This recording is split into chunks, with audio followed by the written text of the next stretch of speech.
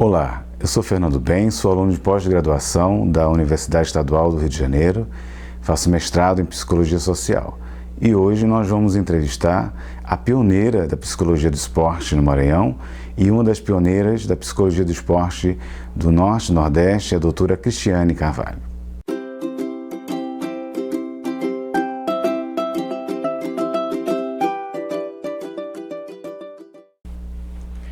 Primeiramente, muito obrigado pela oportunidade de nós termos a sua entrevista aqui no canal do YouTube do Clio Psique, aqui no Laboratório de História e Memória da Psicologia Clio Psique. Muito obrigado.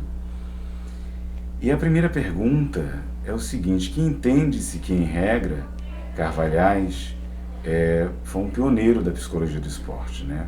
Como que você entende esse pioneirismo e como que entende que se desenvolveu a partir disso a Psicologia do Esporte? Bom, eu que agradeço o convite, né, e a oportunidade de poder estar aqui falando um pouco da Psicologia do Esporte no Brasil, especialmente do lugar de onde eu venho, né, São Luís, Maranhão. E o Carvalhais, ele realmente ele é considerado um dos nossos principais marcos aí, né, da literatura que já existe sobre a psicologia do esporte, pela sua participação, né? Acho que a participação do João Carvalhais no período em que isso acontece, né? Dos anos 50, final dos anos 50, especificamente em 58, quando a seleção brasileira de futebol é campeã, o João Carvalhais ele está na seleção como um psicólogo. O curioso é que a psicologia como profissão no Brasil, ela só é regulamentada em 62. Então, acho que esse lugar que o Carvalhais alcança aí nesse período, né, dá relevância à sua participação. Embora nesse momento a gente ainda não tenha uma psicologia do esporte como se conhece hoje. Era uma psicologia ainda embrionária, onde haviam algumas iniciativas, né, de aplicação do conhecimento da psicologia em outras áreas no esporte. Então, o João Carvalhais ele vai fazer isso, ele vai ser um profissional de outra área de conhecimento que vai buscar conhecimentos aí em psicometria, na aplicação de testes com outros psicólogos que chegam ao Brasil e vai aplicar isso dentro da perspectiva esportiva, porque ele já trabalhava com outras realidades dentro também do futebol, com arbitragem, com futebol profissional, até que chega à seleção. Então ele marca uma referência no Brasil nesse contexto. Mas ele não aparece sozinho, né? O João Carvalhais, e nem poderia, né? Ninguém consegue fazer história sozinho. Então a minha grande curiosidade de aprofundar nas pesquisas da psicologia do esporte no Brasil foi de entender que contexto foi esse que favoreceu o surgimento do João Carvalhais nesse período, onde nem a psicologia era considerada uma profissão. E aí eu fiz os meus estudos de doutorado e descobri, né, algumas informações importantes também para a nossa história, de que existem outros pioneiros, né? E pioneiro, pelo menos a gente considera historicamente aquela pessoa que começa a exercitar, a exercer uma função, a fazer alguma atividade que faz referência, nesse caso, a uma atividade profissional, mesmo que essa atividade profissional ela não existisse formalmente, né? Então houveram outros pioneiros antes de João Carvalhais que ajudaram a construir essa história, inclusive esse cenário, para que ele pudesse aparecer aí já nos anos 50. Então, o resultado da minha tese de doutorado é esse, é descobrir essa constituição da psicologia do esporte no Brasil. E voltando um pouco à pergunta para mim, né, quando você fala que eu sou uma pioneira, é até estranho ouvir isso, né, pensar isso é estranho, mas de fato eu preciso me acostumar com isso, né. Eu sou de São Luís, eu não fiz faculdade em São Luís, eu fui fazer faculdade em Brasília, nos anos 90, não havia o curso de psicologia em São Luís, capital do Maranhão, então a minha formação ela é no Centro-Oeste, né? E isso acontece com boa parte dos psicólogos maranhenses, tiveram que sair para fazer a sua formação. E eu descobri a psicologia do esporte muito depois de formada, né? Eu formei em 93 e fui descobrir a psicologia do esporte nos anos 2000. Eu morei em Brasília até 99, né? Então eu passei uma década em Brasília, longe, né, de São Luís. Quando eu retorno a São Luís em 99, é porque eu passo num concurso para ser professora. Então essa minha inserção, né, na minha vida profissional como docente foi um caminho que me aproximou da psicologia do esporte. Eu acho que uma coisa acabou levando a outra, né? Porque já como docente, em São Luís, nos anos 2000, a gente não tinha tanto acesso à informação como se tem hoje, redes sociais, né? Então, o grande canal de informação e de troca de informações eram os congressos, os eventos científicos. E aí, o primeiro evento que eu participo já como professora de uma faculdade privada foi em Salvador, que era o nosso antigo COMPSI, o Congresso Norte-Nordeste, que era um congresso muito gostoso, tinha uma troca muito grande de profissionais, não só do Norte e Nordeste, mas focavam nos estados do Nordeste, do Norte e do Nordeste. E nesse congresso, eu fiz um mini curso de Psicologia do Esporte com a professora Kátia Rubio. Então, em 2000, eu conheço a Psicologia do Esporte por esse caminho e já me apaixonei, né, pela paixão que a Kátia fala da Psicologia do Esporte. Então ela falou de alguma coisa e me tocou muito e eu me identifiquei no momento. E terminou o minicurso e eu fui falar com ela, fui conversar com ela. A Kátia, em 2000, ela estava começando a divulgar as primeiras publicações mais consistentes na área e era uma profissional que hoje é uma grande referência para nós, né? Naquele momento ela estava despontando como uma grande referência. E fui despretensiosamente conversar com ela e perguntar da possibilidade dela fazer um mini curso sobre aquele tema, que era a Psicologia do Esporte, lá no Maranhão. Despretensiosamente mesmo, porque a Kátia era uma professora já doutora da USP. E depois eu parei para pensar, eu falei, eu tô maluca, né? Como é que eu vou levar a Kátia Rubio para São Luís do Maranhão para fazer um curso? E a Kátia foi muito disponível, ela sempre foi muito gentil intelectualmente, sempre foi muito disponível. E aí ela me deu o cartão dela e disse, vamos conversar, vamos combinar. E aí eu, de novo, né, fiquei na dúvida, será que eu ligo, não ligo? E aí eu pensei, não, o não eu já tenho, eu vou ver se eu ganho sim, né? E aí, acho que um mês depois, liguei para ela e ela topou, aceitou, né? E organizamos uma agenda possível para ela. E aí a minha dificuldade foi, eu era recém-chegada de volta na minha terra natal, né, depois de 10, 11 anos fora, então eu não tinha contato ainda com os profissionais, não haviam tantos psicólogos, porque os primeiros cursos de psicologia estavam começando ali. O primeiro curso começou em 96, que foi o da Universidade Federal, e o da Universidade Privada, que eu dava aula, começou em 98. Então em 2000 os cursos não tinham tido a primeira turma ainda. E poucos eram os profissionais de psicologia que existiam na cidade. Então a minha dificuldade foi de organizar esse curso, né? E aí eu também, seguindo a minha vontade de conhecer a área, eu não economizei, eu pensei no curso de 40 horas, né? 40 horas era até a Kátia durante uma semana em São Luís do Maranhão. E aí a minha dificuldade foi onde hospedá-la, alimentação, inscrições, como é que eu vou divulgar. Depois eu fui parar para pensar em tudo isso e me vi numa grande dificuldade, porque eu estava sozinha para organizar esse pequeno, grande evento, né? Mas assim, acabei conseguindo, né? A instituição que eu dava aula cedeu espaço, fiz as inscrições. A grande maioria de participantes eram estudantes de educação física, professores de educação física também, psicólogos, alguns alunos, né? E a Kátia, né, foi muito flexível, né? Porque eu não consegui fechar o valor do curso, né? Eu digo para ela que isso é uma dívida que eu tenho para ela até hoje. Eu acho que eu não consegui pagar tudo que tinha sido programado, mas ela viu a dificuldade, né? E a hospedagem ficou por conta também da instituição. E aí eu tive alguns gastos de locomoção, alimentação com ela, passagem, né? Mas deu tudo certo. E ela deu um curso de 40 horas, levou todo o material e a partir dali eu não parei mais, né? Não parei mais de estudar, não parei mais de buscar o conhecimento pelas vias que eram possíveis. Então todo evento que tinha aqui no Rio, São Paulo, normalmente acontecia em São Paulo, eu ia, né? E conversava, conhecia mais pessoas na área e as pessoas iam me conhecendo e se espantavam, você é do Maranhão aqui? Eu falei, do Maranhão, a gente vem por aqui. E em cada evento eu ia conhecendo um pouco mais da psicologia do esporte. E assim eu comecei lá, né? Então eu já era professora e busquei informação, busquei um conhecimento muito por conta própria, né? Toda literatura que eu via que saía, eu comprava. Isso era possível fazer. Hoje em dia a gente tem uma diversidade de literatura, de produção em psicologia do esporte, que eu já não consigo acompanhar tanto, mas na época eu conseguia dar conta disso.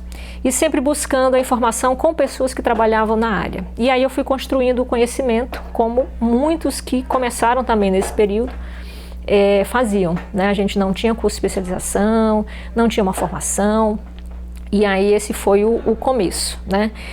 Estando numa universidade privada, levando um curso como esse para São Luís, isso já foi notícia, né? Isso já foi falado, e as pessoas que lidam com o esporte acabaram tomando conhecimento que eu era uma pessoa que falava de psicologia do esporte. Naquela época não se sabia muito o que era isso, né? Mas sabia que era para trabalhar com atletas. E a partir daí surgiu o convite, né, de uma equipe de futebol profissional para eu trabalhar com a categoria de base, levar o serviço de psicologia aplicado para a categoria de base. E aí eu estava começando a aprender como funcionava isso e estava dentro de uma instituição de ensino de psicologia. E vi que trabalhar com 23 atletas, né, garotos em formação ainda era a base desse time profissional de lá. E eu pensei, falei, bom, eu vou criar um campo de estágio, porque sozinho eu não vou dar conta, eu não tenho outros profissionais para contar, mas eu posso começar a construir conhecimento e começar a construir com pessoas que podem, mais na frente também, me acompanhar nisso, né? E assim foi, como o curso de psicologia estava em andamento, né, a sua primeira turma, então havia uma certa flexibilidade de propostas de projetos de estágio.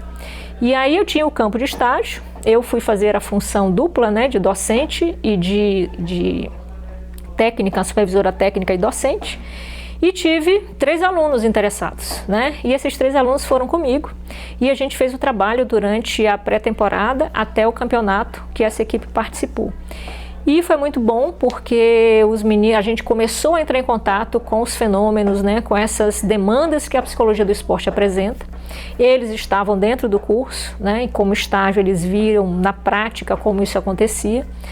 E a gente conseguiu ter uma troca muito boa, uma receptividade muito boa da equipe, dos meninos, da diretoria, né, foram muito receptivos.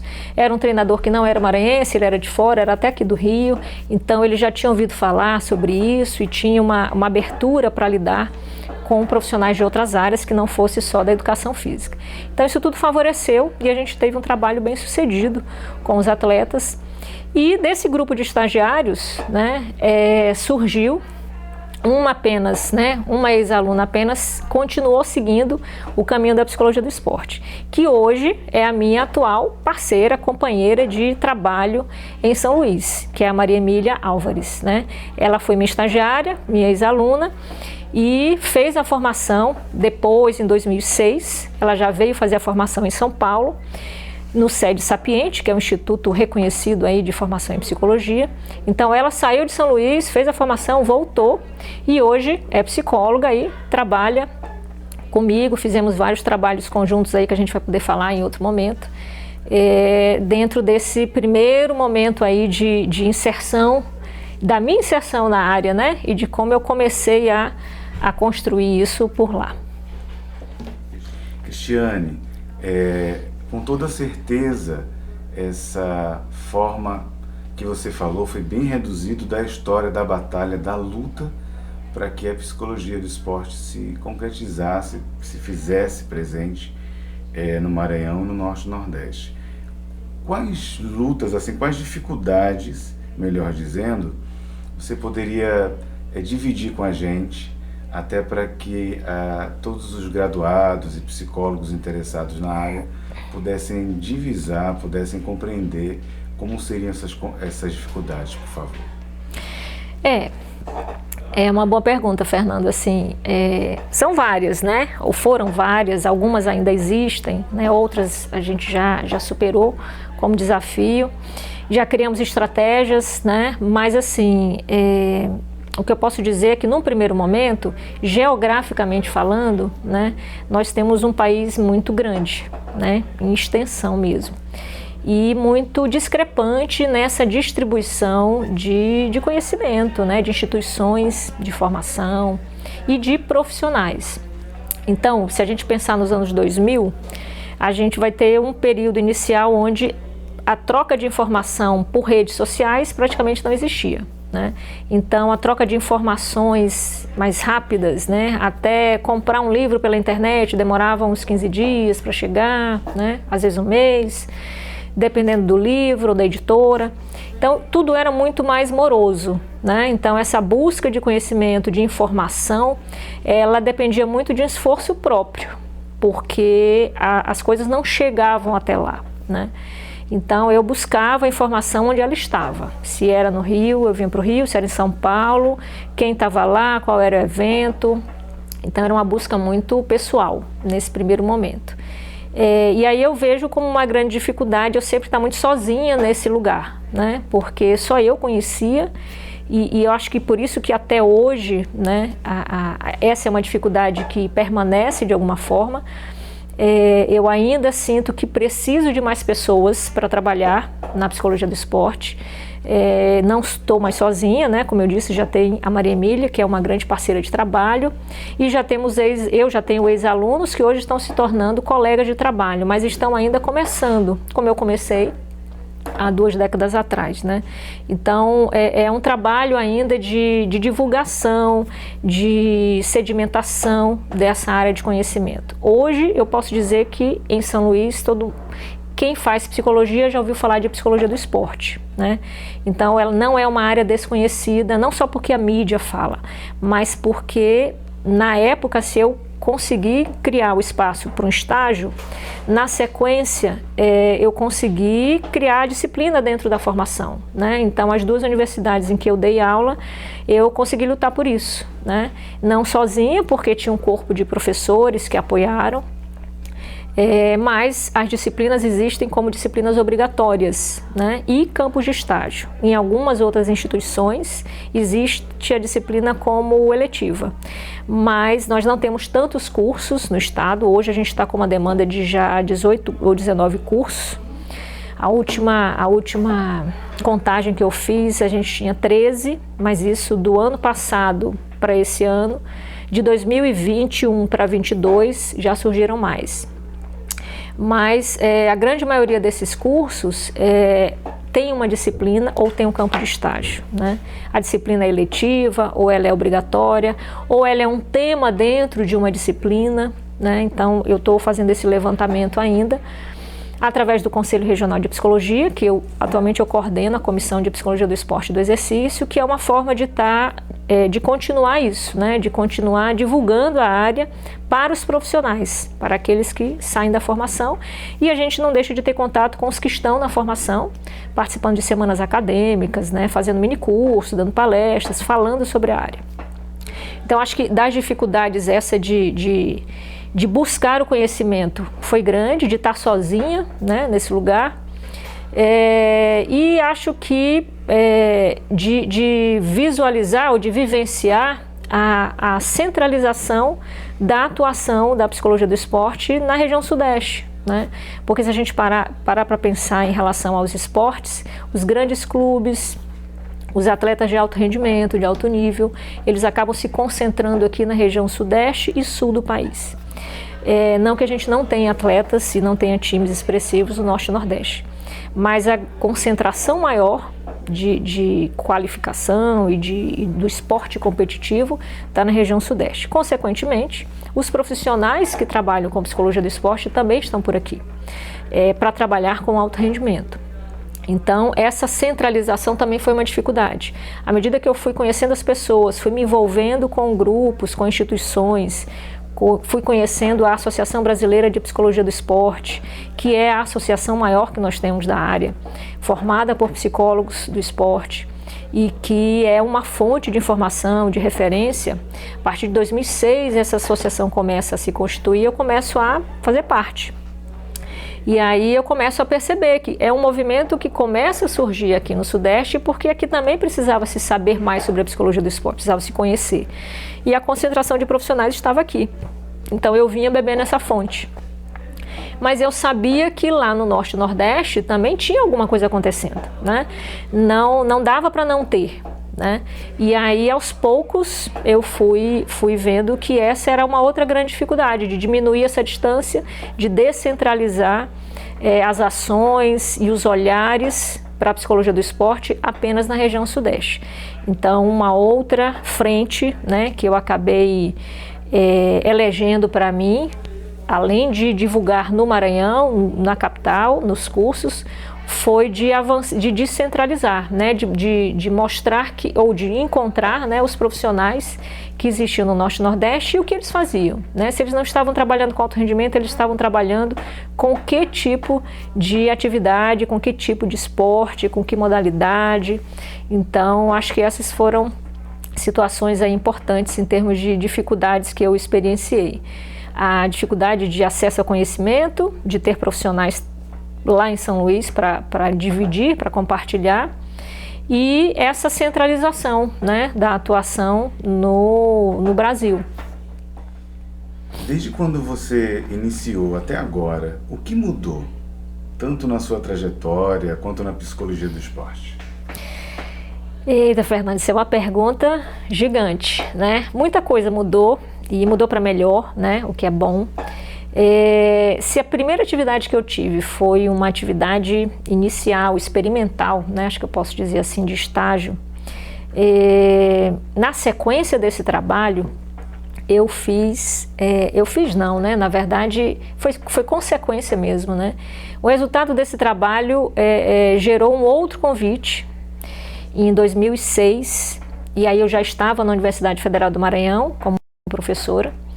E o convite veio para trabalhar com uma equipe profissional de futebol de areia, né, do beach soccer. E lá no Maranhão, lá em São Luís, o beach soccer é uma modalidade comum, né? Somos uma ilha, temos um litoral belíssimo e as pessoas, os homens, a grande maioria, porque na época eram mais os homens mesmo, jogavam futebol na praia. Mas não, a nossa praia, ela não tem uma areia fofa, né? Como é a areia do Ceará ou do Rio de Janeiro. A nossa areia era bem firme, porque ela é mais fina. E aí é possível criar campos de futebol grandes, a bola rola, né? Então é muito semelhante ao campo, ao gramado. Mas o futebol de areia, o beach soccer, o campo, a quadra é de areia fofa. Então lá na capital criaram uma arena de futebol de areia, fora da praia, e era uma arena exclusiva para o futebol de areia, que depois virou também quadra de vôlei de praia. Mas era uma arena fixa, que não existia em outros lugares. Normalmente os estados constroem a arena e desfaz, né? E lá não, ficou uma arena fixa porque a prática era comum. E a federação, o presidente da federação soube desse meu trabalho e convidou para fazer um trabalho com a seleção. E aí, novamente, eu estava na universidade, ainda estava sozinha. Nesse momento, a Maria Emília estava chegando da especialização dela. E aí eu falei, vamos nós duas encarar? Foi o primeiro trabalho como profissional que ela fez comigo. E aí ela topou, né? E a Maria Emília, sim, ela está sempre topando as empreitadas e os desafios que eu me meto. E muitas vezes eu só aceito se ela topar junto, porque sozinha eu às vezes não dou conta por causa da minha demanda de trabalho. Então foi um desafio porque, novamente, já não era mais uma novidade, eu já tinha o conhecimento adquirido, construindo ainda mais informações, mas era novidade pela modalidade, futebol de areia, era uma equipe profissional, né? Então o desafio era grande. E aí eu assumi o trabalho com ela e, de novo, criei um campo de estágio, dessa vez pela UFMA, né? A UFMA não tinha disciplina, mas eu criei o campo de estágio, semelhante ao que eu fiz na outra instituição. E assim surgiram, acho que 6 ou 8 alunos, se eu não estou enganada. 8 alunos tiveram interesse de participar desse estágio, que para mim foi uma grande surpresa, porque eles não tinham a disciplina. Mas isso mostra como a área já vinha sendo conhecida, né? E havia um interesse deles. E aí esse estágio foi muito bom. Então, assim, o que mudou, né, nessa perspectiva aí de 6 anos? Mudou que a área começou a ser conhecida e as demandas profissionais começaram a surgir. Como eu estou numa instituição pública, eu tinha que vincular essa atividade à instituição pública. E aí em termos de remuneração, isso não existia naquele momento, né? Depois a gente conseguiu alguma coisa, pelo menos para garantir o trabalho da Emília, como uma profissional que não estava vinculada a nenhuma instituição até então. E eu garanti o estágio com os alunos, então foi um trabalho muito legal, foi um trabalho muito bem sucedido também, de novo, pela abertura da diretoria da federação, da comissão técnica, dos atletas, né? A inserção do trabalho da psicologia, né? E nossa, como profissionais, foi muito boa. Não tivemos problema nenhum, né, de relação com os atletas, de aceitação do trabalho. E foi vitorioso porque a seleção maranhense conseguiu ser campeã nesse período, né? A gente foi numa crescente. Ela saiu de 5º lugar no Nordeste, foi para 3º e sediou em 2008. Ela sediou o campeonato. A última etapa do campeonato de futebol de areia foi sediado lá no Maranhão. E o Maranhão foi campeão, né? Claro que o time maranhense tinha jogadores de outros estados, era misto como os outros times dos outros estados. Mas foi uma equipe que veio crescendo, né? Foi um trabalho de longo prazo e esse é um exemplo de como a gente pode visualizar lá no Maranhão mudanças dessa prática, né, da psicologia do esporte e que favoreceu ao conhecimento da área. Então esse também é um trabalho pioneiro no futebol de areia com a psicologia do esporte. Não conheço nenhum outro trabalho anterior a esse que a gente fez lá. Depois disso eu já descobri outros colegas da área que já trabalharam aqui no Rio e fora do país, alguns também. Mas nesse período foi um trabalho pioneiro, né? E eu só vim saber disso depois. Então assim, muda nesse sentido alguma coisa de que se a gente as oportunidades vão aparecendo, né, à medida que o trabalho vai sendo feito. Mas eu ainda estava lá em São Luís do Maranhão e distante do que acontecia no resto do país, né? Então, se eu parar para pensar desse período para hoje, a gente consegue já identificar várias outras práticas de psicólogos, né, trabalhando na região Nordeste, principalmente. Norte ainda temos muito poucas pessoas fazendo. Mas no Nordeste isso já não é mais tão desconhecido, né? E o Sudeste continua, né? O Sudeste continuou aumentando, acrescentando a prática da psicologia do esporte, aumentando a quantidade de profissionais, aumentando a demanda por psicólogos do esporte em modalidades diferentes, não tanto no futebol, mas hoje também no futebol. Então hoje a gente consegue visualizar uma inserção do psicólogo do esporte, não só no Sudeste e Sul, mas na região Nordeste, inclusive no Maranhão, e em diversas modalidades, em diversas práticas esportivas e de exercício, que não só no alto rendimento. Isso é uma diferença interessante de se observar, que o Nordeste consegue apresentar uma diversidade de práticas da psicologia do esporte que não ficam presas só ao alto rendimento. E o Sudeste também não está só com alto rendimento, mas é o que mais aparece em termos de demandas. Cristiane, e o fazer psi? Aquele graduado que não sabe como é que é esse fazer psi do psicólogo do esporte? Olha, ótima pergunta, Fernando, porque assim, parece que é alguma coisa muito diferente, né, do que o psicólogo faz, né? Por ser esporte, por ser algo dinâmico, né?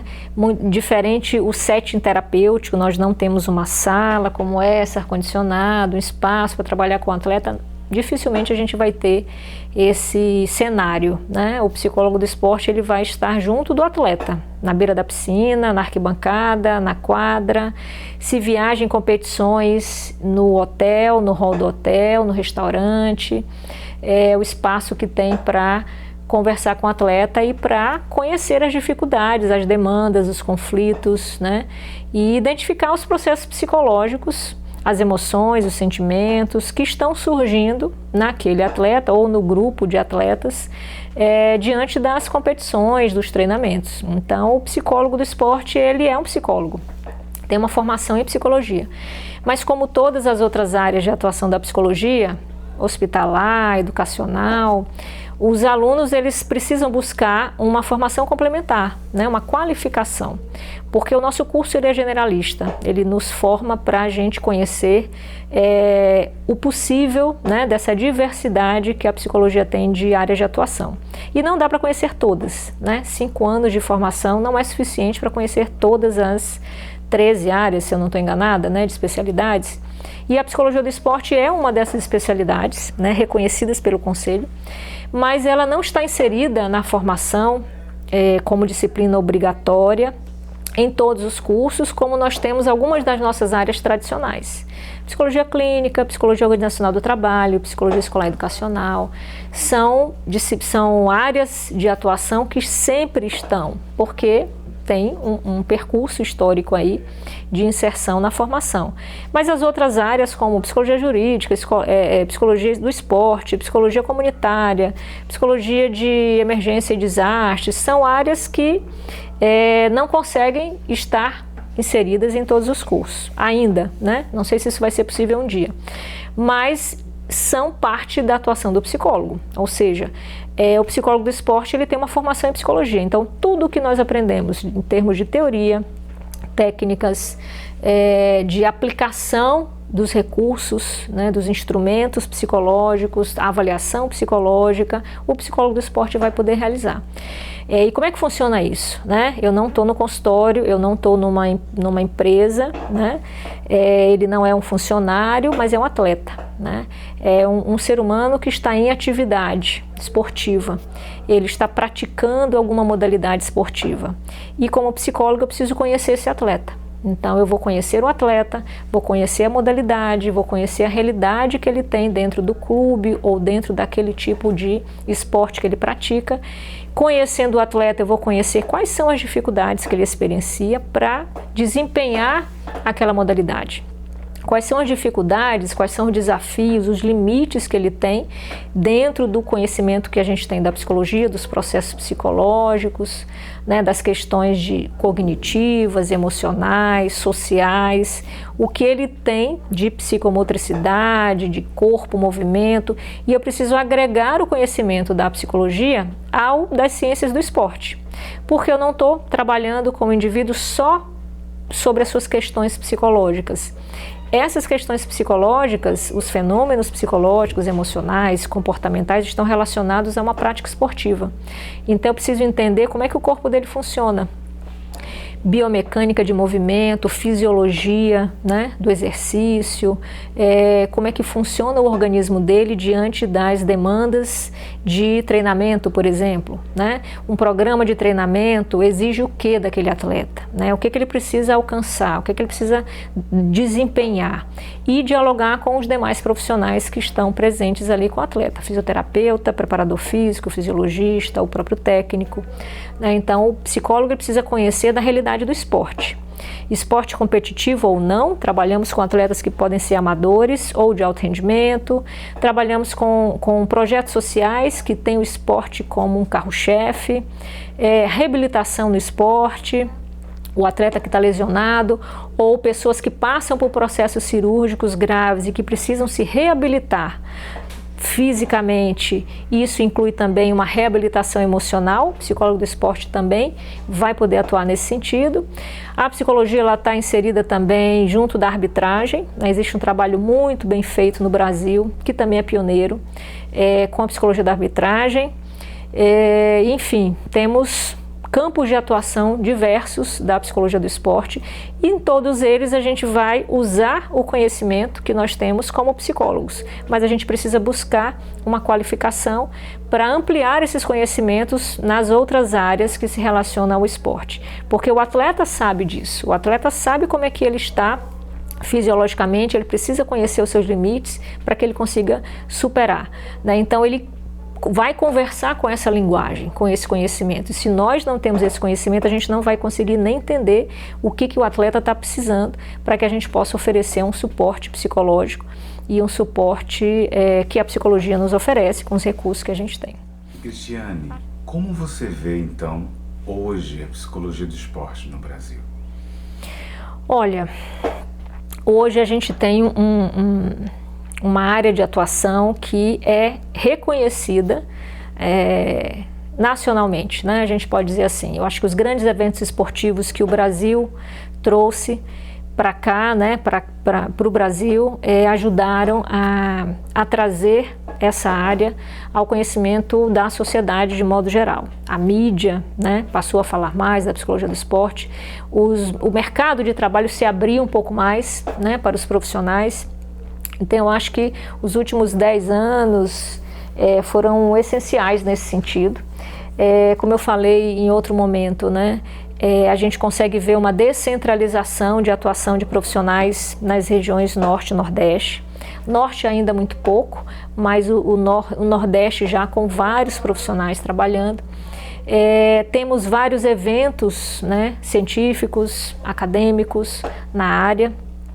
A gente não tem tantos cursos com disciplinas obrigatórias que facilita, né, o conhecimento da área dentro da própria categoria e profissionais para trabalhar com essa área, né, posteriormente, como profissionais mesmo. Mas já temos alguns cursos de especialização, né, que surgiram. E institucionalmente falando, nós temos um cenário bem interessante de 2013 para cá. Nós que estamos na área, né, sempre militamos aí no sentido de ampliar essa área e de ter mais pessoas trabalhando. E como eu disse para você, era uma meta não só minha, né? Depois eu encontrei pessoas que também tinham o mesmo objetivo, de descentralizar essa atuação profissional pelo resto do país e de encontrar novos profissionais. Então, nós temos o trabalho dos conselhos regionais de psicologia, em conjunto com o Conselho Federal, que facilitou isso, né? E aí, assim, eu posso falar de mim porque eu participei desses lugares, né? Eu, além de ter entrado para a Associação Brasileira de Psicologia do Esporte, eu entrei para ser conselheira lá no meu regional no Maranhão, representei o Regional do Maranhão num grupo de trabalho do Conselho Federal de Psicologia, que era um grupo de trabalho de Psicologia do Esporte, que reunia representantes das 5 macro-regiões do país. Então eu estava lá junto com um colega de Pernambuco, representando o Nordeste, porque são 9 estados do Nordeste, então tinham 2 representantes. E lá a gente pôde discutir muito mais sobre isso e pensar em estratégias de difundir mais a área pelos outros estados e de encontrar esses profissionais. Então, além da associação, ajudando nos eventos, o trabalho que a gente fez nos grupos de trabalho dos regionais e nas comissões de psicologia do esporte que os regionais tinham, foi se ampliando. Então a gente começou a fazer esse trabalho de divulgação, acho que deviam ter uns 6 a 8 regionais que tinham um grupo de trabalho ou uma comissão. E hoje a gente tem 17 ou 18 regionais dos 23, né? Que tem pelo menos um representante ali para falar sobre a área, para chegar junto aos profissionais. Então, esse trabalho institucional foi super importante, porque inclui não só o sistema conselhos, com o Conselho Federal, com os conselhos regionais, mas também existe todo um incentivo, né, de realização de eventos em cada estado, com os regionais apoiando. E assim a gente conseguiu criar o primeiro encontro Norte e Nordeste de Psicologia do Esporte. Os eventos nacionais sempre aconteciam aqui. São Paulo, a gente depois trouxe um para o Rio e ficamos nessa troca, né? Rio-São Paulo, porque a concentração de profissionais era maior, mas eu sabia que tínhamos nós lá do Nordeste que queríamos chegar até aqui. E às vezes chegar aqui num evento nacional não é muito fácil, principalmente para quem está morando no Norte.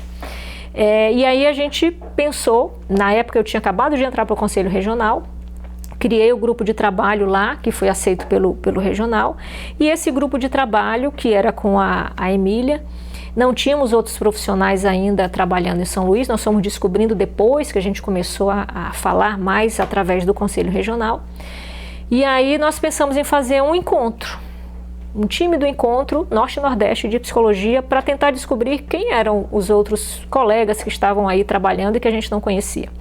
E com o apoio da Associação Brasileira de Psicologia do Esporte, da Abrapesp, e do Conselho Federal, e dos regionais, porque aí a gente foi conversar com os regionais para saber se tinha um grupo de trabalho, quem era, e fomos buscando essa aproximação, e a gente acabou realizando o primeiro encontro Norte-Nordeste em São Luís do Maranhão, na Universidade Federal, que cedeu o espaço, e conseguimos reunir 9 profissionais da região Nordeste e Norte, e mais 3 ou 4 que foram aqui do Sudeste, né? E foi um evento maravilhoso, porque eram profissionais que a gente não conhecia. E essa rede de contato, ela foi se ampliando. Então, esse primeiro encontro aconteceu em São Luís, e aí a gente manteve aí um acordo, né, de cavalheiros e cavalheiras, de que esse encontro se realiza a cada 2 anos em outra cidade do Nordeste, né, diferente. Então a gente já está na 3ª edição do Norte-Nordeste, 16, 18 e 21, em pandemia a gente conseguiu fazer. Era para ser sediado em Manaus, mas com a pandemia o evento foi virtual, mas a ideia é que a gente dê continuidade a isso. E essa rede de contato foi se ampliando. Então hoje eu não sei dizer quantos profissionais de psicologia do esporte a gente tem no Nordeste, e fomos descobrindo profissionais mais antigos até do que eu, né, que a gente não conhecia, né, e que vem desenvolvendo a sua prática, seja em instituição, dando aula, seja como psicólogos de algum atleta. Então, eu acho que no Brasil hoje a gente pode dizer que existe uma psicologia do esporte brasileira, né? Primeiro porque a gente conhece essa história, né? A gente passou a conhecer mais sobre a história da psicologia do esporte no Brasil, como ela veio se construindo, e nós temos psicólogos do esporte que hoje têm uma prática profissional de acordo com as peculiaridades que os nossos atletas brasileiros das diversas regiões do país experienciam. Não é mais uma prática só que a gente tenta aplicar o que se lê dos livros, dos manuais europeus, americanos, que era como eu comecei, né? Os livros traduzidos, a gente ia ali, isso aqui é psicologia do esporte, vamos aplicar. Mas aqui não deu certo, aqui tem que ser de outro jeito, então vamos ver o que a gente pode fazer. E vamos usar o conhecimento da psicologia e vamos tentando. Hoje não, hoje a gente já tem fundamento, metodologias, técnicas, né, que vários profissionais de psicologia do esporte no Brasil já desenvolvem, né? E aí temos um livro já que retrata isso de uma forma muito ampla, falando de teoria, pesquisa e práticas diversas. Então, eu acho que o Brasil avançou muito, né? A psicologia do esporte no Brasil avançou muito. E eu acho que a tendência é a gente continuar crescendo e ampliando essa rede de contato e de profissionais que a gente, há 20 anos atrás, não conhecia, né? Eu acho que é isso. Professora, doutora Cristiane Carvalho, agradecemos muitíssimo essa oportunidade que você nos deu. Em nome da Ana Maria Jacovilela, que é a coordenadora do Laboratório de História e Memória da Psicologia, ClipSique, em nome da Adriana Amaral, coordenadora dessa parte de rede social, dos técnicos Rafael Peçanha, do Rafael Cardoso, em nome de todos nós que participamos, estudamos, estamos no Clio, muitíssimo obrigado. Eu que agradeço e não posso deixar de encerrar esse momento aqui sem lembrar que a Adriana, ela esteve em São Luís em 2013, no nosso primeiro colóquio de psicologia do esporte. Era para falar sobre gênero, né? E era foi um evento também apoiado pelo Conselho Regional de Psicologia e pelo Conselho Regional do Rio. Na época, a Adriana estava como colaboradora do GT de Psicologia do Esporte aqui do Rio. Então, ela esteve lá e hoje é uma grande parceira de trabalho também na história da Psicologia do Esporte.